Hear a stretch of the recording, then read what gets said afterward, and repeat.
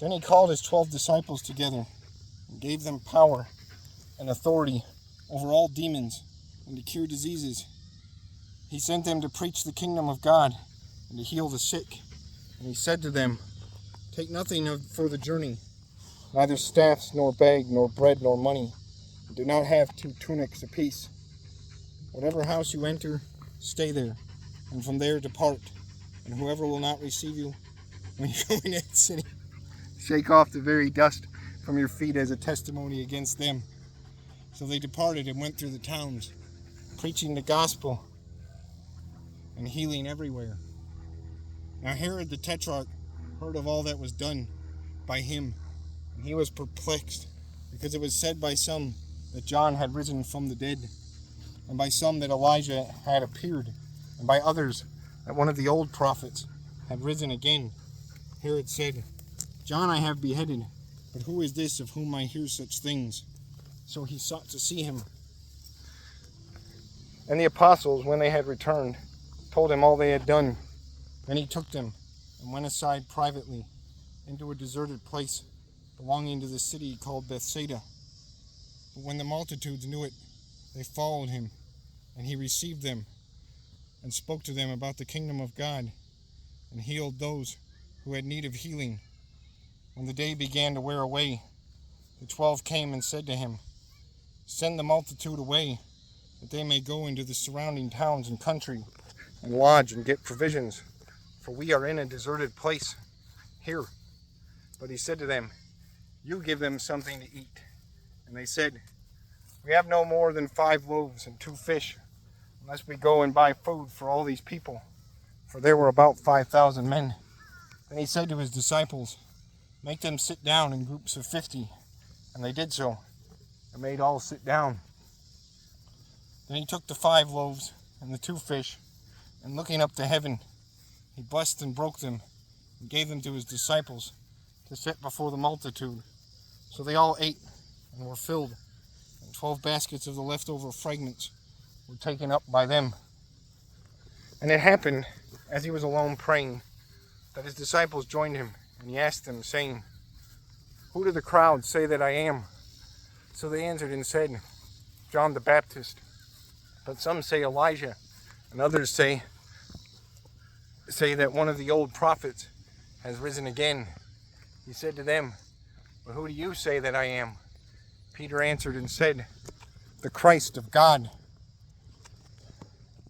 And he strictly warned and commanded them to tell this to no one, saying, "The Son of Man must suffer many things, and be rejected by the elders and chief priests and scribes, and be killed, and be raised the 3rd day."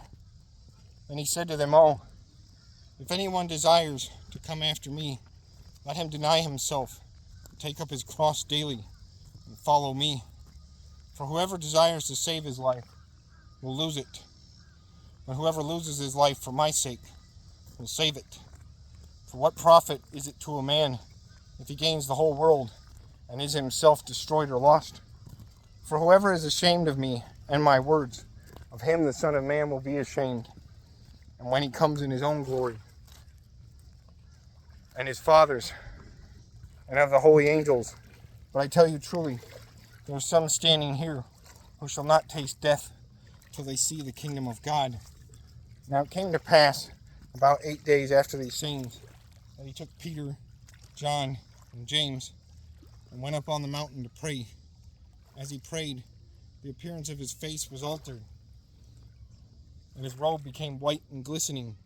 And behold, 2 men talked with him, who were Moses and Elijah, who appeared in glory and spoke of his decease, which he was about to accomplish at Jerusalem.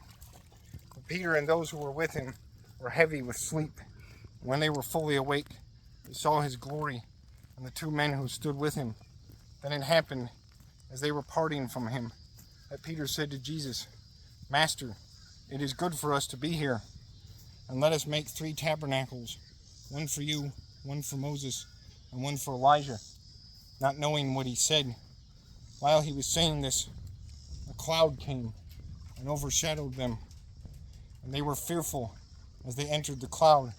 And a voice came out of the cloud, saying, "This is my beloved Son. hear him. When the voice had ceased, Jesus was found alone, but they kept quiet and told no one in those days of the things they had seen. Now it happened on the next day, when they had come down from the mountain, that a great multitude met him. Suddenly, a man from the multitude cried out, saying, "Teacher, I implore you, look on my son, for he is my only child. And behold, the spirit seizes him, and he suddenly cries out. It convulses him so that he foams at the mouth, and it departs from him with great difficulty, bruising him. So I implored your disciples to cast it out, but they could not." Then Jesus answered and said, "O faithless and perverse generation, how long shall I be with you and bear with you? Bring your son here." And as he was still coming, the demon threw him down and convulsed him. Then Jesus rebuked the unclean spirit, healed the child, and gave him back to his father. And they were all amazed at the mystery of God.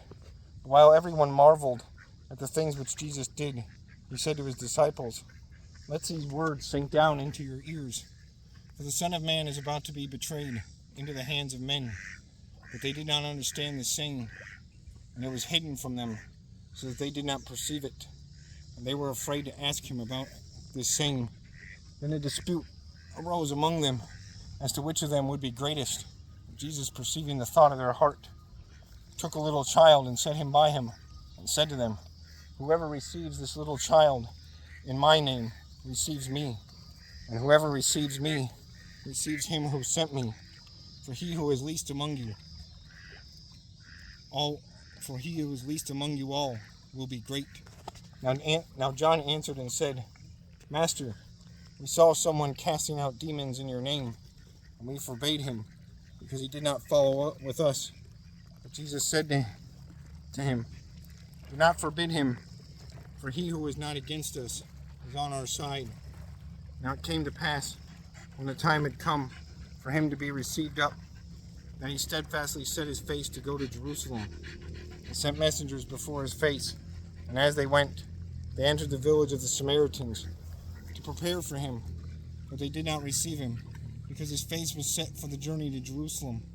And when his disciples James and John saw this, they said, "Lord, do you want us to command fire to come down from heaven and consume them, just as Elijah did?" But he turned and rebuked them and said, "You do not know what manner of spirit you are of. For the Son of Man did not come to destroy men's lives, but to save them." And they went to another village. Now it happened, as they journeyed on the road, that someone said to him, "Lord, I will follow you wherever you go." And Jesus said to him, "Foxes have holes, and birds of the air have nests, but the Son of Man has nowhere to lay his head." Then he said to another, "Follow me." But he said, "Lord, let me first go and bury my father." Jesus said to him, "Let the dead bury their own dead. But you go and preach the kingdom of God." And another also said, "Lord, I will follow you, but let me first go and bid them farewell who are at my house." But Jesus said to him, "No one having put his hand to the plow and looking back is fit for the kingdom of God."